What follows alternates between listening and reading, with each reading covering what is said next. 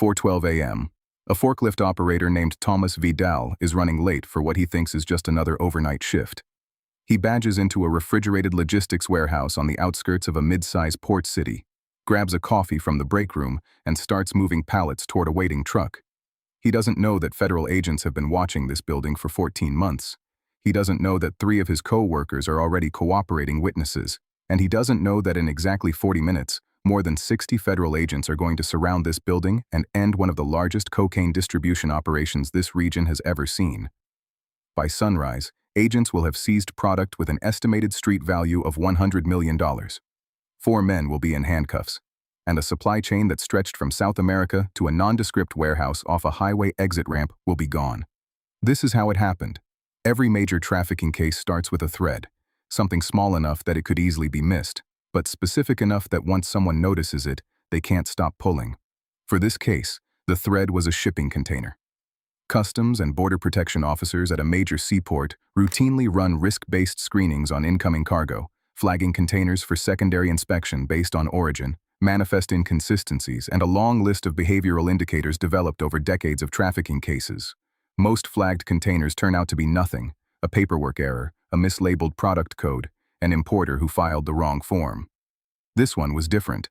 The container was manifested as industrial ceramic tile, shipped from a distributor with a legitimate-looking export history. But the weight didn't match.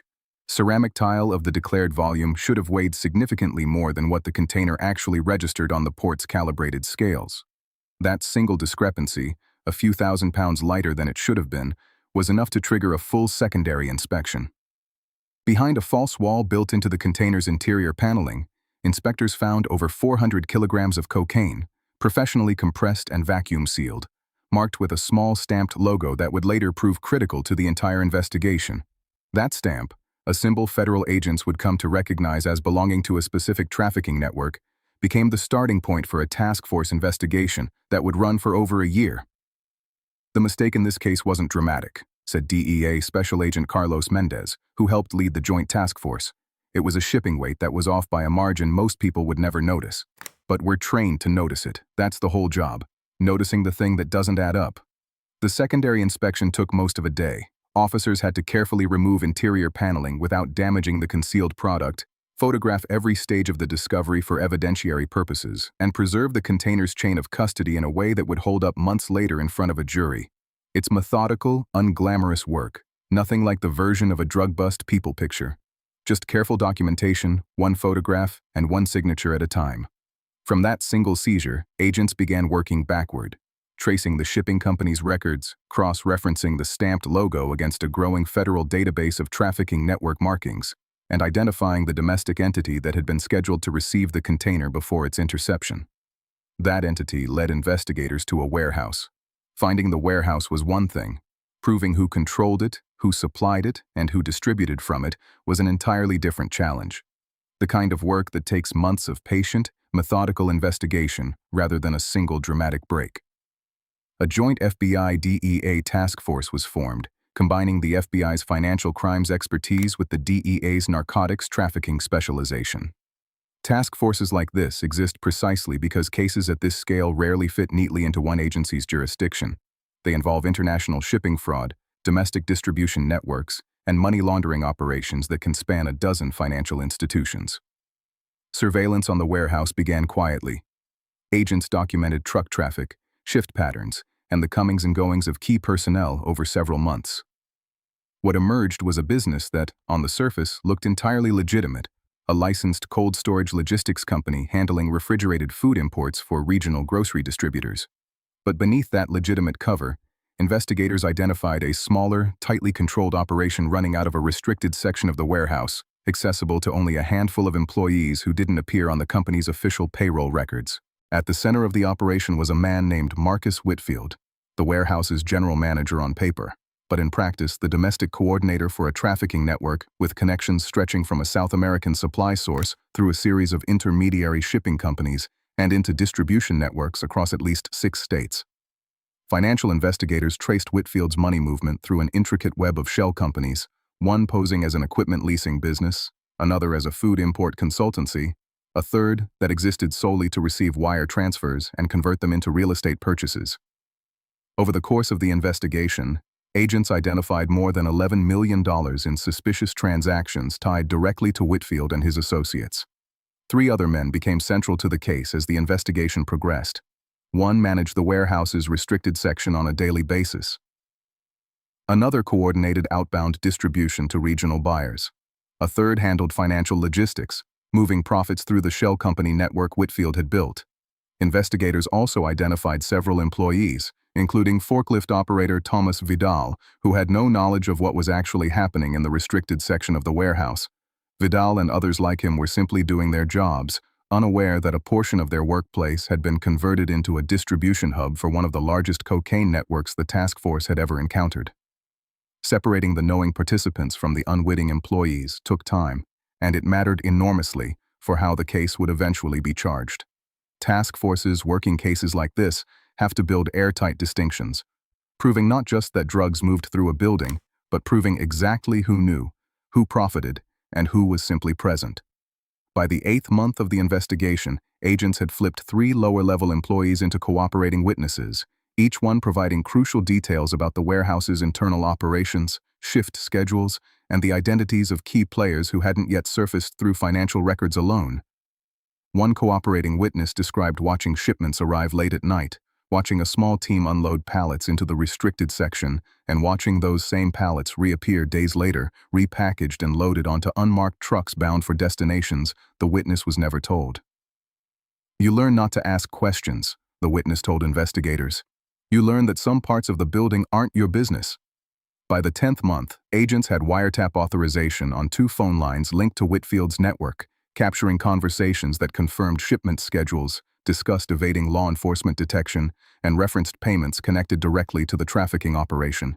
Getting wiretap authorization wasn't automatic either. Federal law requires investigators to demonstrate to a judge that traditional investigative methods have been exhausted or are unlikely to succeed on their own, a legal standard that took additional weeks of documentation to satisfy. Once approved, agents monitored the lines in shifts around the clock, transcribing hours of conversation for the small fraction of calls that actually referenced shipments, payments, or scheduling. Much of what agents listened to was mundane: deliveries, staffing complaints, unrelated personal calls. But buried inside those hours of routine conversation were the calls that mattered, references to the usual amount, coded language about delivery windows, and one call in particular where Whitfield discussed rerouting a shipment after learning a different port had increased its inspection rate that month, an indication the network was actively adapting to law enforcement pressure in real time. By the 12th month, the case was ready. Federal prosecutors and task force agents spent the final 2 months of the investigation building the search warrant applications, affidavits totaling hundreds of pages, cross-referencing wiretap transcripts, financial records, surveillance logs, and cooperating witness statements into a single, cohesive narrative a federal judge could authorize action on. 4 locations were named in the warrants: the primary warehouse, a secondary storage facility 18 miles away, Whitfield's residence, and the residence of his financial logistics coordinator. Planning the operational side of the raid required coordination between FBI tactical teams, DEA agents, and local law enforcement partners who provided perimeter support. Agents reviewed the warehouse's physical layout using building permits and fire safety diagrams, identifying every entry point, loading dock, and internal partition ahead of time. Because the warehouse operated with an active overnight shift, agents had to account for the presence of uninvolved employees inside the building during the raid. Workers like Vidal, who needed to be safely secured and separated from the operation's actual targets without unnecessary use of force. When you know there are people inside who have no idea what's about to happen and no involvement in the crime, that changes how you plan everything, said Agent Mendez. You want overwhelming presence and control, but you also want it calm, fast, controlled, and safe, for everyone in that building, including the people who did nothing wrong. The night before the raid, agents staged 4 blocks from the warehouse. Tactical teams reviewed the plan one final time. Surveillance confirmed the overnight shift had begun on schedule, and confirmed Whitfield's presence at the secondary facility, exactly as anticipated. At 3:40 a.m., all teams were in position. At 4:52 a.m., federal agents moved simultaneously on all 4 locations. At the primary warehouse, tactical teams breached the main entrance and the loading dock at the same time, quickly identifying and separating uninvolved overnight staff from the restricted section of the building. Vidal and two co-workers were detained briefly for questioning, then released without charges once their lack of involvement was confirmed. In the restricted section, agents discovered exactly what months of investigation had predicted. Pallets of compressed cocaine, professionally packaged and marked with the same stamped logo, recovered from the original intercepted shipping container. Digital scales, packaging materials, and heat-sealing equipment used to prepare product for distribution were found throughout the space. At the secondary storage facility, agents detained Whitfield without incident. He was found in a small office reviewing what agents would later determine were shipment logs for the following week's planned distribution. Logs that, once seized, provided investigators with a complete forward-looking map of the network's operations. At the two residences, agents detained the remaining two key figures in the operation. Both were found with additional evidence linking them directly to the network. Encrypted phones later found to contain communications with Whitfield, and financial records connecting them to the shell company structure investigators had spent months unraveling. Coordinating 4 simultaneous entries required a joint command post staffed by supervisors from both the FBI and DEA, along with representatives from the local police department who handled outer perimeter security and traffic control around the residential locations. Radio checks happened every few minutes in the final hour before the breach, confirming each team's position and status, making sure no single location moved ahead of the others, and risked alerting the remaining targets. By 7:30 a.m., all 4 locations were secured. The final count, cocaine with an estimated street value of $100 million, seized across the 2 warehouse locations. 4 men in federal custody. Digital devices, financial records, and shipment logs providing investigators with months of additional leads still to pursue. News of the raid spread quickly through the surrounding industrial area. Employees at neighboring businesses described watching a convoy of unmarked vehicles arrive before dawn, followed by hours of evidence technicians moving in and out of a building most of them had assumed was exactly what its sign said: a refrigerated logistics company handling routine food imports. "You'd see the trucks every day," one nearby business owner said. "You don't think twice about a place like that. It just looks like every other warehouse around here." In the weeks following the raid, forensic accountants worked through the seized financial records, ultimately identifying additional shell companies and financial connections that expanded the case well beyond the 4 men originally arrested. 2 additional individuals, believed to be responsible for coordinating the network's South American supply relationships, were later identified through the shipment logs seized at the secondary facility, though both remained outside U.S. jurisdiction at the time charges were filed. Federal prosecutors charged Whitfield and his 3 co-defendants with conspiracy to distribute narcotics, conspiracy to launder money, and a series of related financial crimes carrying, in combination, the possibility of decades in federal prison. The case moved through federal court over the following year. 2 of the 4 co-defendants, facing overwhelming financial and wiretap evidence, accepted plea agreements in exchange for cooperation, providing testimony that helped investigators map out additional distribution contacts across the network's 6-state footprint. Whitfield, identified throughout the investigation as the network's primary domestic coordinator, proceeded to trial. Prosecutors built their case around the wiretap recordings, the financial trail connecting him to the shell company network, and testimony from the cooperating former employees who had described the restricted warehouse operations in detail. He was convicted on all major counts. At sentencing, the judge cited the scale of the operation, the deliberate concealment of criminal activity within an otherwise legitimate logistics business, and the network's broader reach across multiple states as aggravating factors. Whitfield was sentenced to 26 years in federal prison.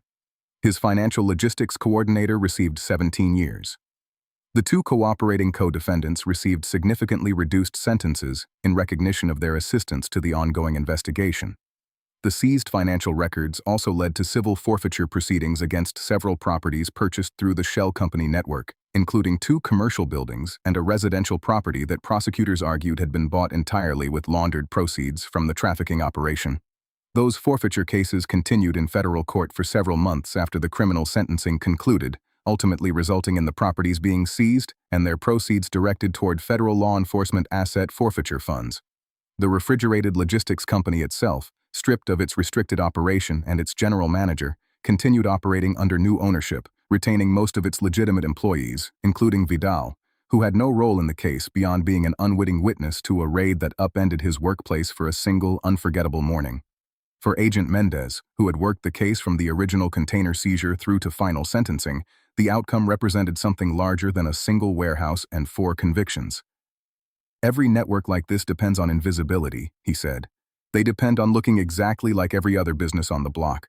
The moment you find the thread, the shipping weight that doesn't add up, the stamp on a package, the shell company that doesn't quite make sense, that invisibility starts to disappear. That's the whole job. Finding the thread and pulling it until the whole thing comes apart. Cases like this reveal something important about how modern trafficking networks actually operate. They don't look like the dramatic, cinematic version most people picture. They look like ordinary businesses, warehouses, shipping manifests, employees clocking in for overnight shifts, completely unaware of what's happening in a restricted section a few hundred feet away. This case is a composite drawn from patterns common to real federal narcotics trafficking investigations.